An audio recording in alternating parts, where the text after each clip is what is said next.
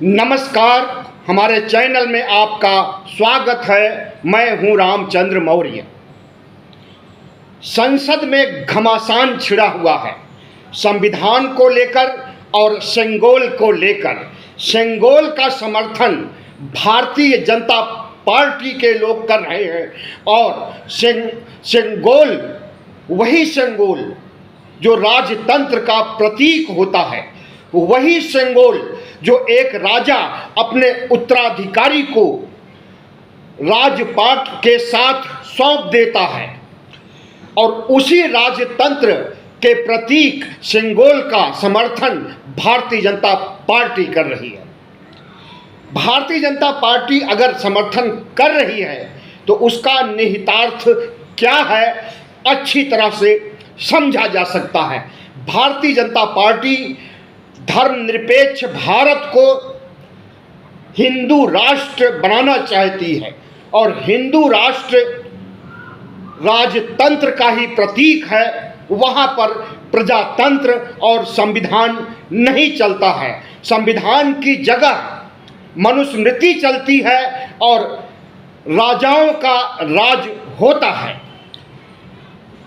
लेकिन इसके ठीक उलट इंडिया गठबंधन के लोग और अन्य पार्टियों के लोग जो गठबंधन में नहीं हैं किसी भी, वे चाहते हैं कि सेंगोल को किसी म्यूजियम में रखा जाए और सेंगोल की जगह संविधान को रखा जाए, प्रदर्शित किया जाए संसद भवन में। आपको याद दिला दें कि नई संसद भवन का उद्घाटन करते समय प्रधानमंत्री ने गधे की आकार का एक सेंगोल लेकर के पूरे संसद भवन में भ्रमण किए थे। पूरे संसद भवन में भ्रमण करने के बाद उसके सामने साष्टांग पड़ गए थे, लेट गए थे कालीन पर और उन्होंने प्रणाम भी किया था सेंगोल को, वही सेंगोल जो राजतंत्र का प्रतीक होता है। तो प्रधानमंत्री ने उसी समय प्रतीक के रूप में जाहिर कर दिया था कि अब यह देश राजतंत्र बनने वाला है और राजतंत्र का मतलब हिंदू राष्ट्र बनने वाला है।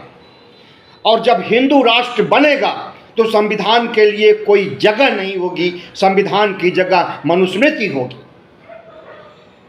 संसद में शपथ ग्रहण के बाद समाजवादी पार्टी के लखनऊ के मोहनलालगंज सीट से जीते आर.के. चौधरी ने प्रोटेम स्पीकर को एक पत्र लिखा, भर्तृहरि मेहताब को पत्र लिखा और उस पत्र में लिखा कि जो संसद में सेंगोल प्रदर्शित किया गया है इसकी जगह संविधान प्रदर्शित किया जाना चाहिए। यह राजे महाराजाओं का प्रतीक है, इसलिए इसे यहाँ नहीं रखना चाहिए।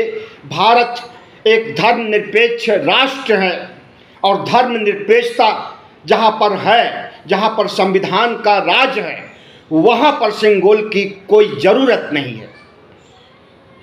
प्रधानमंत्री नरेंद्र मोदी ने जब नई संसद भवन में सेंगोल को लेकर भ्रमण किया था और सेंगोल को महिमा मंडित किया था, उसी समय से सेंगोल चर्चा में है और प्रधानमंत्री के मंसूबों को दर्शा रहा है।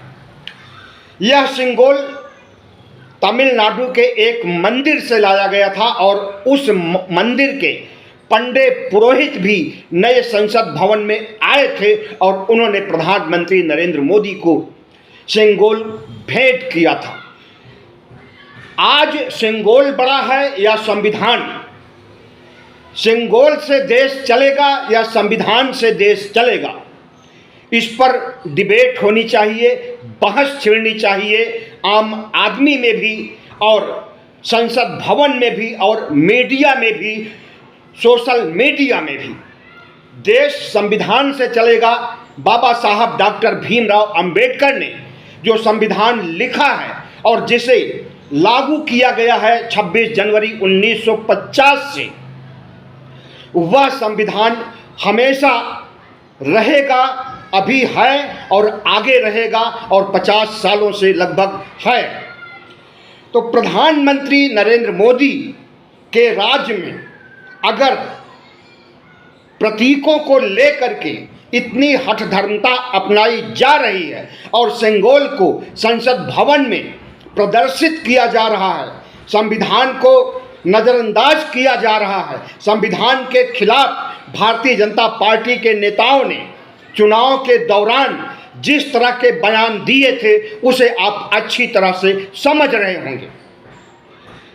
भारतीय जनता पार्टी के नेता कर्नाटक के अनंत हेगड़े, जो कि छोटे मोटे नेता कद के नेता नहीं हैं, मंत्री रह चुके हैं, कई बार सांसद रह चुके हैं, वयोवृद्ध हैं, उन्होंने कहा था 400 पार सीटें दीजिए, हम संविधान बदल देंगे। उसके बाद एक अनवरत लाइन लग गई संविधान का विरोध करने वाले और संविधान को खत्म करने की बात कहने वाले। उनके बाद ज्योति मिर्धा, उसके बाद रामायण सीरियल के राम अरुण गोविल, उसके बाद लल्लू सिंह यादव, तमाम नेताओं ने ऐसी मांग उठाई कि संविधान को खत्म करने के लिए हमें 400 पार सीटें दीजिए।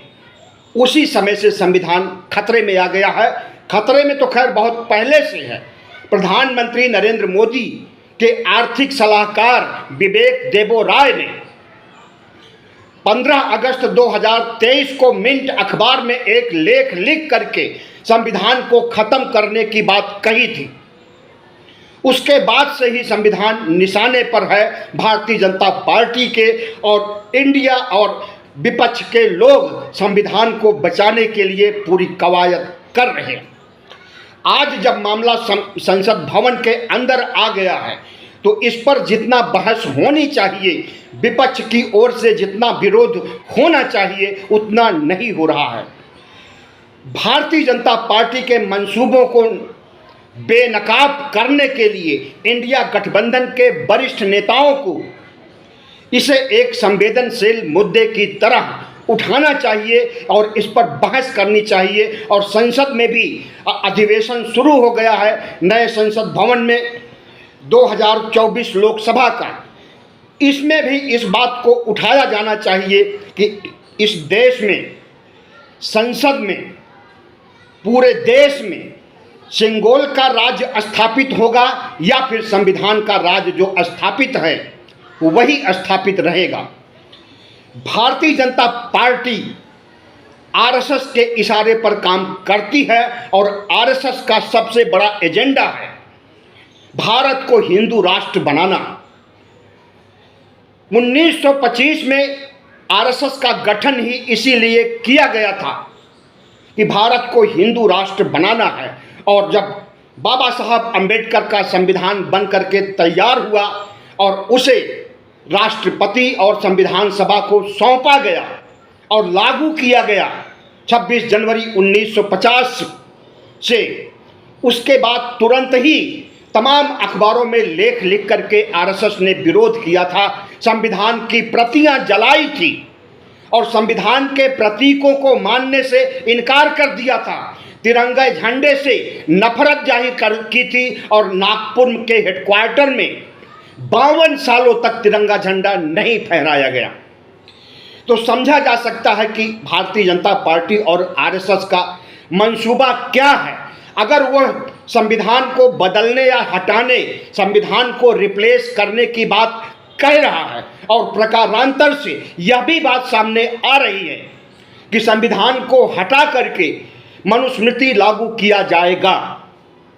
शपथ ग्रहण समारोह जब लोकसभा में चल रहा था 18वीं लोकसभा का, तो बरेली से जीत करके आए भारतीय जनता पार्टी के सांसद छत्रपाल गंगवार ने शपथ लेने के बाद जय हिंदू राष्ट्र का नारा लगाया था और उस नारे का पुरजोर विरोध होना चाहिए था।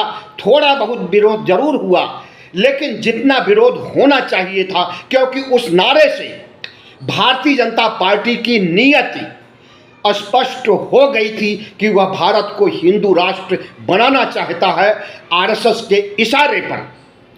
और उसके लिए कभी भी भारतीय जनता पार्टी पलटी मार सकती है और संविधान को नज़रअंदाज करके हिंदू राष्ट्र बनाने की दिशा में आगे बढ़ सकती है।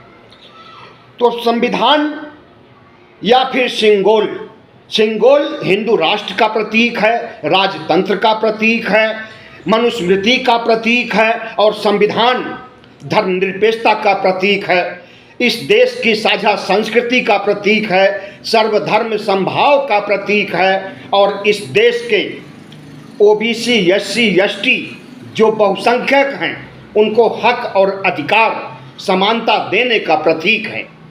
तो आप सोच लीजिए कि भारतीय जनता पार्टी क्या करना चाहती है। अगर उसके पास संख्या बल पर्याप्त होता तो 2025 तक वह वाकई भारत को हिंदू राष्ट्र बना देती, संविधान को खत्म कर देती, जैसा कि चुनाव के समय भारतीय जनता पार्टी ने के कई सांसदों ने कहा था कि हम संविधान को बदल देंगे। और भारतीय जनता पार्टी की हार का अगर कोई सबसे बड़ा कारण है तो वह कारण यही है कि उसके नेताओं ने भारतीय जनता पार्टी और आरएसएस के मंसूबे को जाहिर कर दिया था, संविधान बदलने की बात कह करके, और इस मुद्दे को विपक्ष ने पकड़ लिया और मजबूती के साथ आम आदमी तक, पिछड़ों और दलितों तक पहुंचाया कि बाबा साहब डॉक्टर भीमराव अंबेडकर का संविधान खतरे में है, भारतीय जनता पार्टी उसे बदलना चाहती है, भारतीय जनता पार्टी संविधान को कुएं में फेंक देना चाहती है। गांव के लोगों को समझाने के लिए ऐसी बातें भी कही गई थी। उसी का नतीजा है कि भारतीय जनता पार्टी चुनाव में 272 के जादुई आंकड़े तक भी नहीं पहुंच सकी और उसकी बुरी तरह से हार हुई। बैसाखियों के सहारे सरकार बनी है, लेकिन कितने दिन चलेगी कुछ नहीं कहा जा सकता है। हिंदू राष्ट्र बनाने, संविधान को खत्म करने, मनुस्मृति लागू करने की बातें अगर ये ऐसे ही करते रहेंगे तो नीतीश कुमार और नायडू को अपने फैसले पर पुनर्विचार करना होगा। और अगर वे पुनर्विचार कर लिए और भारतीय जनता पार्टी से समर्थन वापस ले लिए तो भारतीय जनता पार्टी की सरकार, एनडीए सरकार ढह करके गिर जाएगी संविधान और हिंदू राष्ट्र के मुद्दे पर। लेकिन जिस तरह से बड़ी ठसक के साथ सिंगोल को महिमा मंडित किया जा रहा है और संसद भवन में प्रदर्शित किया गया है, अगर उसका विरोध नहीं किया जाएगा तो निश्चित रूप से भारतीय जनता पार्टी को लगेगा कि बैकफुट पर आ गया है विपक्ष। उसके अंदर इतनी ताकत नहीं है कि राजतंत्र के प्रतीक को गलत ठहरा सके। मीसा भारती जो कि राष्ट्रीय जनता दल से चुनी गई सांसद हैं, इन्होंने विरोध किया है और कहा है कि आर.के. चौधरी जो कि लखनऊ मोहनलालगंज से जीते हुए सांसद हैं, इन्होंने जो चिट्ठी लिखी थी प्रोटेम स्पीकर को, उन्होंने चिट्ठी में जो कुछ लिखा है वह सही लिखा है। अखिलेश यादव ने भी कहा है कि प्रधानमंत्री नरेंद्र मोदी नए संसद भवन के उद्घाटन के समय सिंगोल को प्रणाम किए थे, सिंगोल के सामने साष्टांग पड़ गए थे। उसी चीज का याद हमारे सांसद दिला रहे थे और सिंगोल को वाकई संसद भवन में नहीं रखना चाहिए, बल्कि इसे किसी संग्रहालय में रखा जाना चाहिए, या जैसे पहले मंदिर में रखा हुआ था उसी तरह से इसे किसी मंदिर में भेज दिया जाना चाहिए।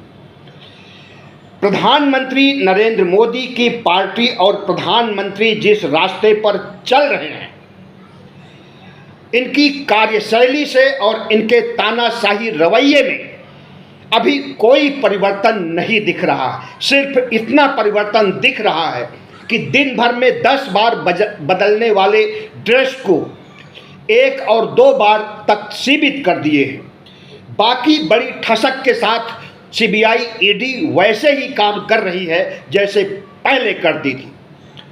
केजरीवाल रिहा होने वाले थे, जो मुकदमे उनके ऊपर झूठे मुकदमे डाले गए थे, ट्रायल कोर्ट ने उन्हें जमानत दे दिया था, लेकिन रातों रात सुप्रीम कोर्ट पहुंच गए, हाई कोर्ट पहुंच गए और हाई कोर्ट ने जिस तरह से सुनवाई की और इस सुनवाई के बारे में सुप्रीम कोर्ट की तल्ख टिप्पणी सामने आई, उसके बाद सीबीआई जाती है और केजरीवाल को गिरफ्तार कर लेती है। मतलब कहने का हमारा ये है कि जो तानाशाही पहले चल रही थी, जो सीबीआई ईडी आईटी का आतंक चल रहा था, वह अभी भी चल रहा है और लगता है कि आगे भी चलेगा। नायडू और नीतीश कब तक तमाशा देखते रहेंगे? इस देश को क्या हिंदू राष्ट्र बनाने में, सिंगोल को महिमा मंडित करने में उनका भी हाथ है? क्या वे चाहते हैं कि संविधान खत्म हो जाए और मनुस्मृति लागू हो जाए? अभी ऐसी बातें कहना थोड़ा जल्दबाजी है, लेकिन जिस दिशा में भारतीय जनता पार्टी बढ़ रही है, यही कहा जा सकता है कि नायडू और नीतीश की सह के वजह से ही बढ़ रही है, वरना भारतीय जनता पार्टी के अंदर अब वह कुवत नहीं रह गई है, अब वह ताकत नहीं रह गई है, वह संख्या बल नहीं रह गया है जिसके आधार पर वह आतंक फैलाती थी और सीबीआई ईडी आईटी का बेजा इस्तेमाल करके विपक्ष को जेल भेजती थी। तो जो कुछ चल रहा है इस देश की सियासत में, इसे आपको समझने की ज़रूरत है। मामला जब सिंगोल मतलब राजतंत्र और बनाम लोकतंत्र पर आ जाए, तब यह बात बहुत गंभीर मानी जा सकती है और उसी राजतंत्र की ओर हमारा देश भारतीय जनता पार्टी की अगुवाई में बढ़ रहा है और आरएसएस के इशारे पर आरएसएस के एजेंडे को लागू करने के लिए पूरी कोशिश कर रहा है। बहुत बहुत धन्यवाद। हमारे चैनल को सब्सक्राइब कीजिएगा, लाइक कीजिएगा और शेयर कीजिएगा।